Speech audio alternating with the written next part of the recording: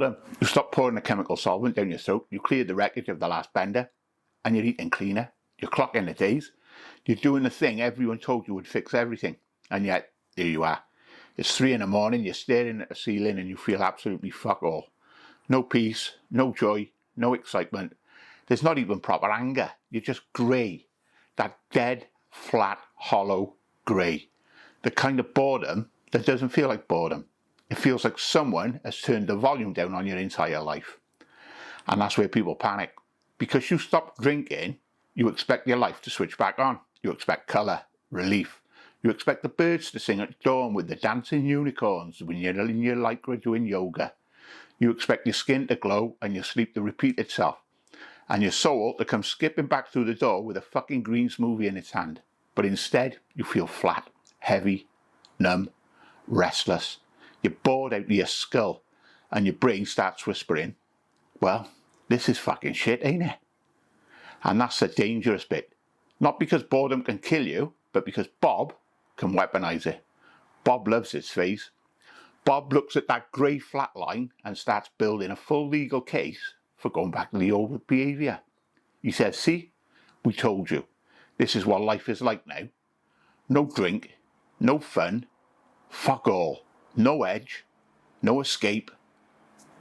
Just fucking herbal tea, early nights, and pretending you enjoy drinking fucking sparkling water, you know, like some fucking sad, dead-eyed wellness hostage. Bob is lying, but he's not stupid. He knows exactly when to speak. He speaks when the system is low. He speaks when your dopamine is flat. He speaks when your nervous system is running on fumes. And if you don't understand the mechanics of it, you will mistake your temporary repair state for permanent future. That is where relapse begins for a lot of people. Not in the pub, not at the party, not with someone offering you a drink. It starts when you're alone in that grey moment in your mind. When your mind says, what is the fucking point? So let's strip the romance out of it. This is not a moral failure. It's not proof that sober life is boring. It's not your real personality returning. It's not the universe telling you that you're doomed to be miserable. This is anhedonia. That means your brain is struggling to feel pressure from normal life. A meal does not land. A walk doesn't land. Music feels flat. Conversations feel like fucking hard work. Even good things feel strangely empty. You look around and think, is this it?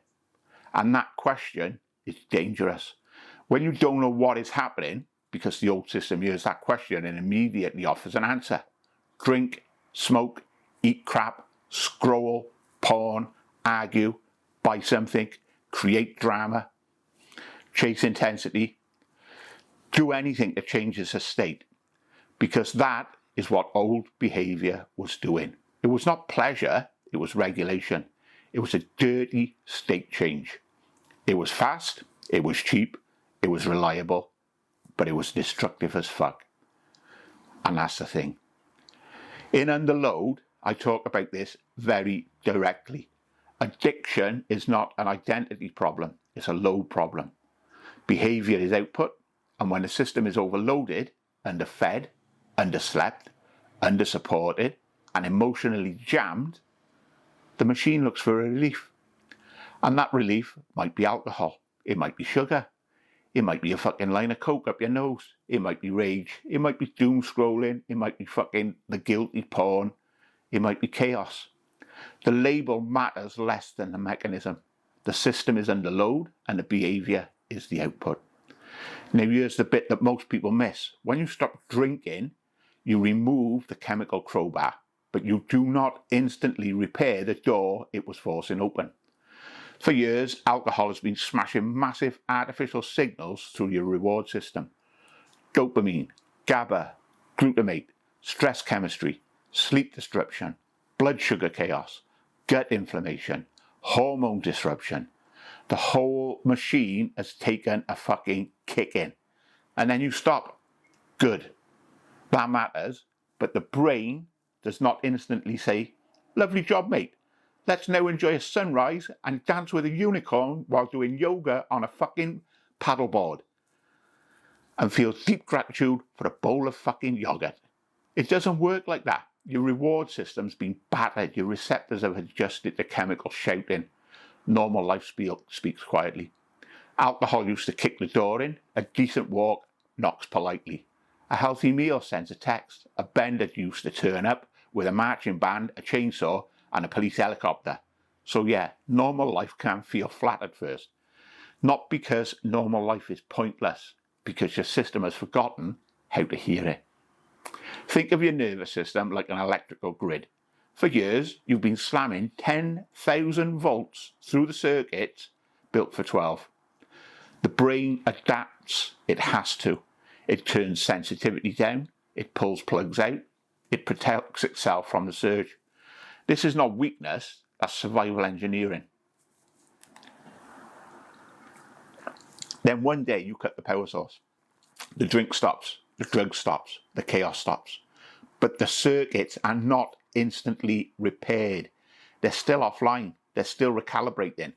They are still learning how to respond to ordinary signals, those everyday things. That grey flatline is not proof that life is dead. It's the sound of the machine trying to come back online. And this is why I keep saying you cannot think your way out of a state problem. Mindset alone will not fix this. Positive thinking will not fix it. Reading another quote over a picture of a mountain will not fix this. You cannot journal your way into dopamine receptor repair while eating beige industrial crap, sleeping 4 hours, living on caffeine, and calling it discipline. The machine needs inputs, real ones. Food, sleep, movement, breathe, light, cold. Yes, cold. You know what it means, cold water. It needs connection. It needs stillness. It needs repetition, and it needs time. That is the boring truth. And it's also the freeing truth, because it means you're not broken. You're rebuilding. Now let's talk about Bob. Bob is the voice in the brain that tells you and turns states into life sentences. He takes one flat evening and says, that's your whole future. He takes one bad morning and says, see, you fucking failed again. He takes one craving and says, you clearly need it. He takes one grey week and says, sobriety has ruined your fucking life. That's Bob's job. He's the lead counsel for your internal PR firm. He didn't give a fuck about the truth. He gives you arguments. He gives you spin. He gives you emotional propaganda designed to get the old program back in control. And because he speaks in your voice, you believe him. And that's the trap. You think it is you. It's not. It's a lone tone system running old survival software. It's the primitive brain trying to pull you back towards a knowing regulation strategy. Even if that strategy was fucking destroying you, killing you, the brain will often choose familiar pain over unfamiliar repair. And that's why this phase needs structure. Not hype, not motivation, structure. In my work, I use the emotional observation method, EOM. The whole point is simple. You stop becoming the feeling. You start observing the state, and that sounds small. It is not. It's the difference between saying, I am bored and I cannot cope, and saying, I am observing a low dopamine state. It's the difference between saying, my life's fucking pointless, and saying, Bob is building a story around a temporary flatline. That tiny gap matters. The gap is the gate. It's 100 milliseconds. That is the space before the old behaviour takes over. Sometimes it's only a fraction of a second, but that is where sovereignty lies. Not in never feeling shit, in not needing to hand over the controls to the first voice that offers escape. Now we need to talk about fucking Lucifer, the feral little raccoon who fucking craves sugar, and that's where your dopamine drops. Your system goes hunting. If it can't get alcohol, it'll get sugar. If it can't get sugar, it'll go scrolling. If it can't get scrolling, it'll look for drama. Lucifer is my name for the little feral fucking metabolic raccoon living in the basement of the machine. When the system feels flat, Lucifer starts smashing buttons. He wants refined carbs. He wants ultra-processed food. He wants seed oils. He wants beige freezer food that tastes like regret and comes with a fucking side order of information. He wants a quick blood sugar spike because that spike feels like relief for about 5 minutes. Then the crash comes. Insulin rises, your energy drops, your inflammation goes up, your mood gets worse, sleep gets shit, the vagal brake gets weaker, tone drops again. Then Bob walks back in and says, see, you feel fucking shit. We need something stronger. And around you go again. Loop, repeat, different costume. This is why early recovery cannot just be about not drinking. That is the only part of it. Only one part of it.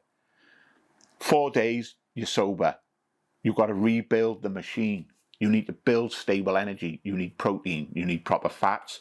You need minerals. You need daylight. You need movement that matches your capacity. You need sleep pressure and nervous system downshifts. You need fewer fake inputs and more real ones. And it's not because you're trying to become some perfect fucking wellness robot. Fuck that. Because the machine cannot repair while you keep feeding it the same industrial rubbish that keeps the system under load. So what you do when the grey wall hits? You don't just sit there having a fucking debate with Bob. You can't. You cannot argue with Bob. That's like drunk. It's like arguing with a fucking drunk barrister in a burning courtroom. You execute protocols. Simple, physical, repeatable, first. This is the one. Change state with the body. Cold water works, and it's not just an idea, it's a physical intervention. A cold shower, cold water to the face, a cold dip if you're safe, experience, and your body can handle it. You're not doing it to prove you're fucking hard, some warrior thing on fucking Instagram. You're doing it to interrupt the loop.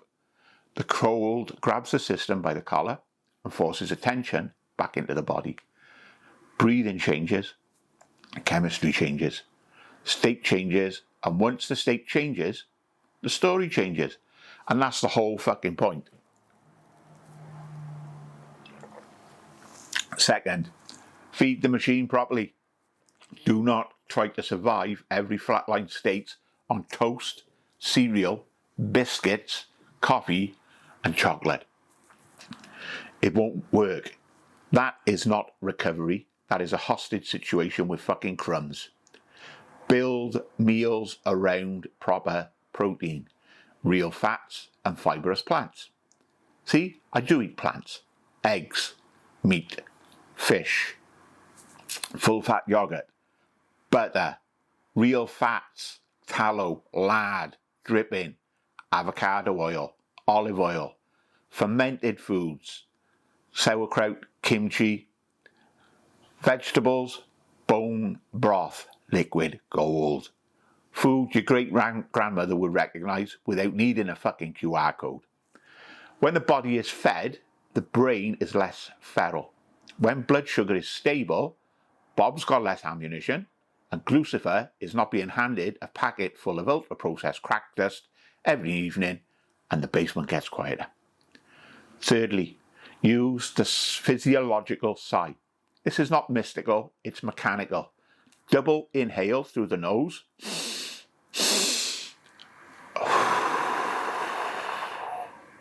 Then a long slow exhale through the mouth. Do that 3 times and it tells the body we are not dying. It drops pressure, it gives the system a brake signal. And sometimes that's all you need. That psychological, physiological sigh. It'll do the trick of keeping the gate open. It's not to feel amazing, not to become enlightened. It's just to avoid handing the wheel back to Bob. Fourth, use EOM in the moment. When the thought comes up, I can't fucking stand this boredom, don't accept it as truth. Observe it, name it, slow it down. And just say, I'm observing boredom. I'm observing low dopamine. I'm observing Bob trying to be a prick and trying to run my life by changing one state into a life sentence. I am observing the urge to escape this state. The language matters because the moment you observe it, you are no longer fully inside it. The operator has come back online, the component is still making noise, but it's no longer driving the machine, and that's the work. Not pretending you feel brilliant, not lying to yourself, not chanting affirmations with your nervous system is kicking down the fucking walls. Just observing the state without becoming its employee. The boredom will tell you it is permanent. It is not. The flatline will tell you you have lost your spark. You have not. Bob will tell you you were more alive when you were pouring a group 1 carcinogenic poison down your throat. You were not. You were chemically stimulated, emotionally avoidant, and calling a chaos a personality. And that's it's a different thing. The grey phase is not your enemy. It's uncomfortable, but it's not proof of failure. It's a repair phase. It is your brain learning how to feel again without being smashed open with a fucking chemical crowbar. It's your nervous system learning how to carry life without needing to escape it every fucking 2 minutes. That takes time. It takes repetition, neuroplasticity, rewiring neural synapses. It takes food, sleep, movement, breath, light, connection, and a refusal to let Bob narrate the whole thing. So if sober life still feels fucking boring, listen carefully. You are not broken, you are not doomed, and you're not missing some magical sober personality that everyone else got issued at the 4-week mark. You're not missing the unicorn at dawn. Your system is under repair. The receptors are recalibrating. The vagal brake is rebuilding. The machine is learning how to run with the old dirty fuel. And that's the thing. Some days, yeah, they still feel like shit. Carry it. Do not romanticize it. Do not catastrophize it. Do not let it drive the machine. Observe it. Feed the body. Change the state. Keep the gate open because the colour does come back. Not all at once like some fucking dramatic film scene with violins and some smug little quote about healing. It comes back quietly. Better sleep. A proper laugh. You know, the one you feel in your gut. A walk that actually lands. A meal that feels good. A morning where you wake up and you realise you did not spend the night fighting yourself. And that's the work. That's the rebuild.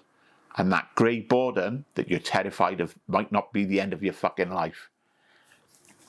It might be the first time your brain has been quiet enough to start repairing the damage. Like, subscribe, come back for more, pick up the wrench.